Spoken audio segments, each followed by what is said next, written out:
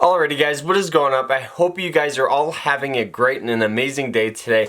Now in today's episode, we're going to be talking about the one and only David Ramsey. So for those of you that don't know who he is, he's a personal finance expert who really has a very popular YouTube channel and a very popular blog and course that people take to become an expert in their own finances. So we're going to be talking about a topic that he talks about quite often, and it's credit cards. He thinks credit cards are terrible and you should never get them. But before we jump into the episode, right now I just posted in the community tab for the dividend stock for this week. The two competitors that are really standing out are Apple and NLY, I believe. So go ahead, make sure you guys vote, and then I'll be purchasing the stock within the next week or so for the dividend account. Alright, so let's jump into the episode. I hope you guys enjoy it, and if you guys learned something, smash the like button. Let's go. We'll see you in there. Bam!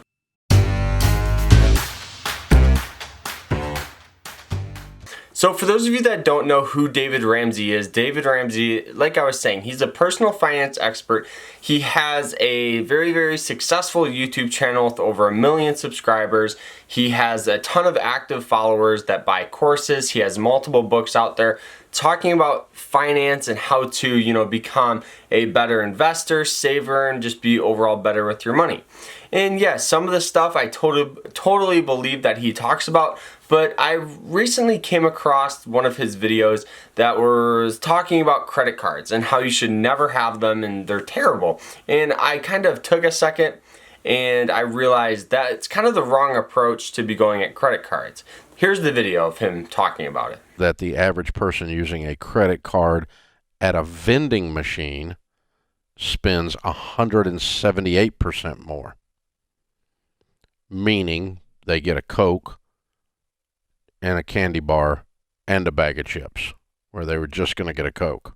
Some of you pay with a credit card, and when gas prices go up, you don't think much about it, because it's kind of like monopoly money. It means you're simply not registering the spending. There's no emotional friction. There's no... So you guys can clearly see that he doesn't like credit cards at all. He thinks credit cards are terrible and the rewards that they have. So pretty much what David Ramsey said was that credit cards in general are bad. You are more likely to spend more money on either a debit or a credit card. So yeah, I do see the the impact and kind of what he's saying. He says that cold hard cash you're more likely to save and you're more likely to not spend, just because there's, I guess, a physical or a mental emotion when it comes to buying. But I don't know about you guys, but when I swipe my card, I still feel the same pain of having my money getting taken out of my account. Now the third thing that he said was you do not need credit cards to build a credit score. And I don't believe that honestly whatsoever. Now the reason why I don't believe that, and kind of my approach at credit cards, is honestly very simple. If you're going to be paying for stuff you normally pay for, internet, utilities, your mortgage, car payment, you might as well put it on a credit card, get some of the rewards for it, get free travel, free rewards, or even cash back or stuff like that. He thinks that's the complete wrong approach, and he honestly even said that if making $500 or $600 a year from spending on your credit card is such a big deal to you, then do it. But he said you're spending more money. And here's the thing, if you guys are good with your spending and you're good with managing your money, then I personally believe that credit cards you can take advantage of. You're not carrying a balance into the next month.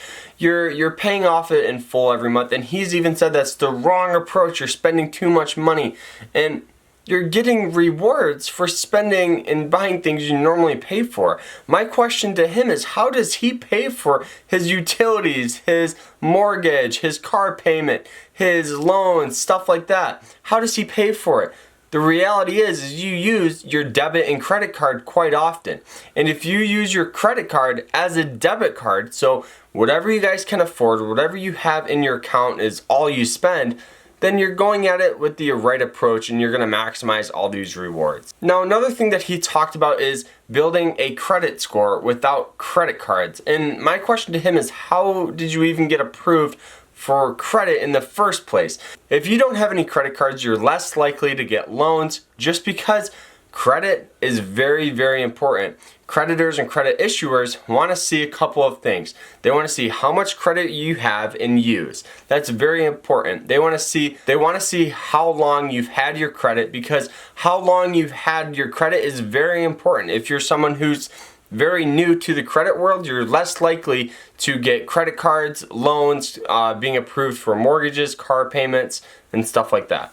Another thing that he talks about quite often, and something that I kind of believe that he's right about, is this. It's pretty much when people use credit cards as like an emergency fund. They think of a credit card as like an emergency fund. So what this means, if that's, say you guys have like an unexpected expense come up, a car breaking down, something happens to your house or something like that, instead of pulling it from your emergency account, you go ahead and you swipe your credit card and you don't have the money to cover that. I think that's the complete wrong approach. I think everybody should have a savings account with anywhere from 3 to 6 months of bills, just because imagine if you got laid off, something happens at work, and you don't have the ability to pay for anything. So you can have this little leeway time of 3 to 6 months to, get yourself back up on your feet, find, a new job, and you're not really stressed about paying for stuff because you do have this little nest egg of an emergency account set aside so you don't have to worry about it. But overall, I think credit cards are one of the best ways to take advantage of credit card companies and really take advantage of rewards.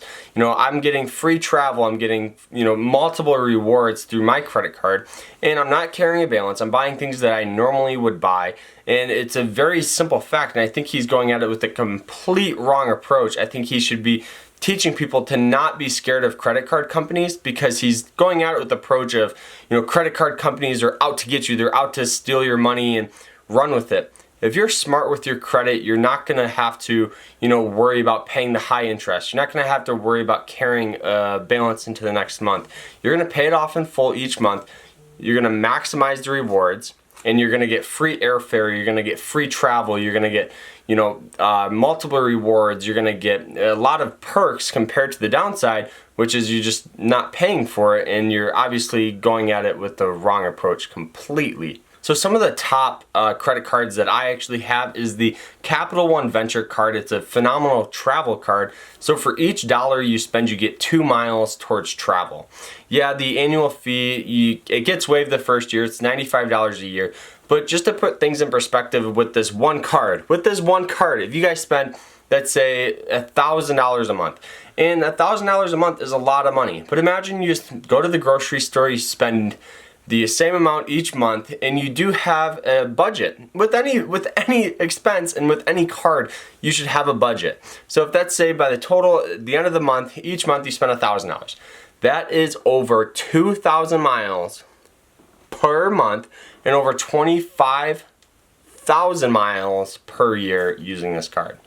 So just to put things in perspective, I think it's very important to not be scared of these credit card companies. Take advantage of them.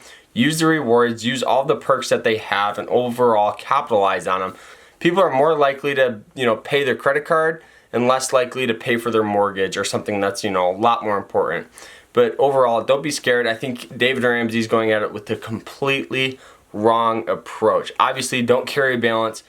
Take advantage. We'll see you guys tomorrow in another episode. That's it. If you guys have any questions, go ahead, leave me a comment down below. I'll get back to literally everyone. So we'll see you guys tomorrow in another episode. Actually, we'll see you guys most likely Wednesday in another episode. Take care, guys. Have a good one. Peace out. Take care. Bye.